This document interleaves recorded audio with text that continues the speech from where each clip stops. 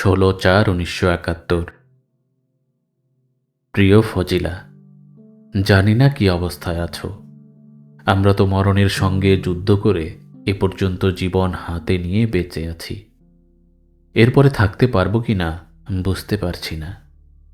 সেলিমদের বিদায় দিয়ে আজ পর্যন্ত অশান্তির মধ্যে দিন কাটাচ্ছি। আবার মনে হয় তারা যদি আরেকটা দিন আমাদের এখানে থাকতো তাহলে তাদের নিয়ে আমি কি করতাম।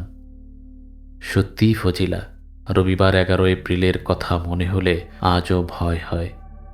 রাইফেল, কামান, মেশিনগান, বোমা, রকেট বোমার কি আওয়াজ আর ঘরবাড়ির আগুনের আলো দেখলে ভয় হয়।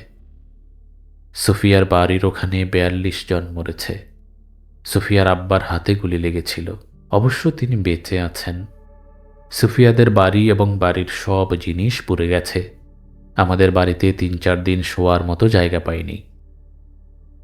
রাহেলাদের বাড়ির সবাই, ওদের গ্রামের আরও 15-16 জন, সুফিয়ার বাড়ির পাশের বাড়ির 4 জন, দুলালের বাড়ির সকলে, দুলালের ফুফু জামাই, দিঘির কয়েকজন এসে বাড়িতে উঠল।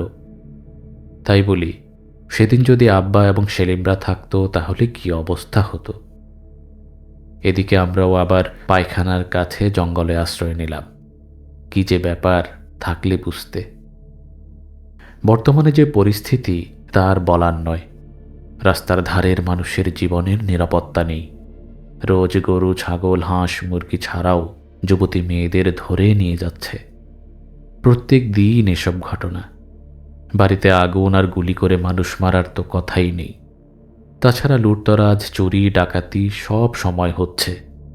কয়েকদিন বৃষ্টির জন্য রাস্তাঘাটে কাদা হওয়ায় আমরা বেঁচে আছি।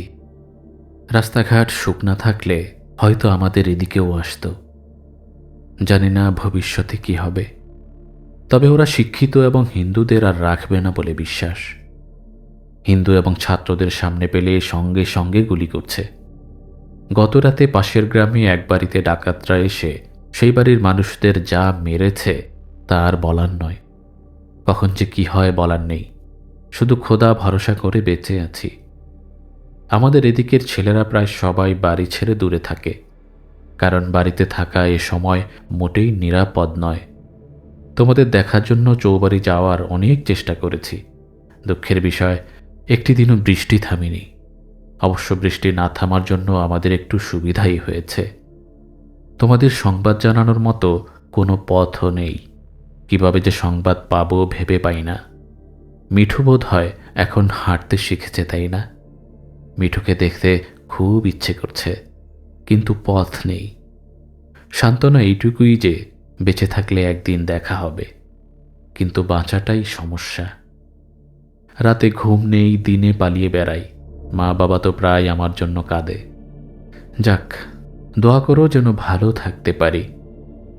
বুবুদের যে কি অবস্থায় পাঠিয়েছি তা মনে হলে দুঃখ লাগে। আমি সঙ্গে যেতে চেয়েছিলাম, কিন্তু সম্ভব হয়নি।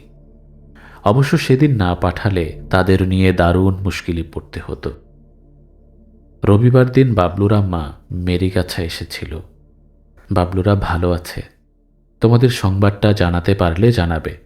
আমার মানসিক এবং শারীরিক অবস্থা ভীষণ খারাপ। বুবু, আম্মা, দুলাভাইকে আমার সালাম এবং সেলিমদের ও মিনাদের আমার স্নেহ দেবে। সম্ভব হলে তোমাদের সংবাদটা জানাবে। আমরা তো মরেও কোনো রকমে বেঁচে আছি। শেষ পর্যন্ত কি হবে জানি না। ইতি আজিজ। চিঠিটি লিখেছিলেন শহীদ বীর মুক্তিযোদ্ধা আব্দুল আজিজ। তিনি চিঠিটি লিখেছিলেন স্ত্রী ফজিলা আজিজকে।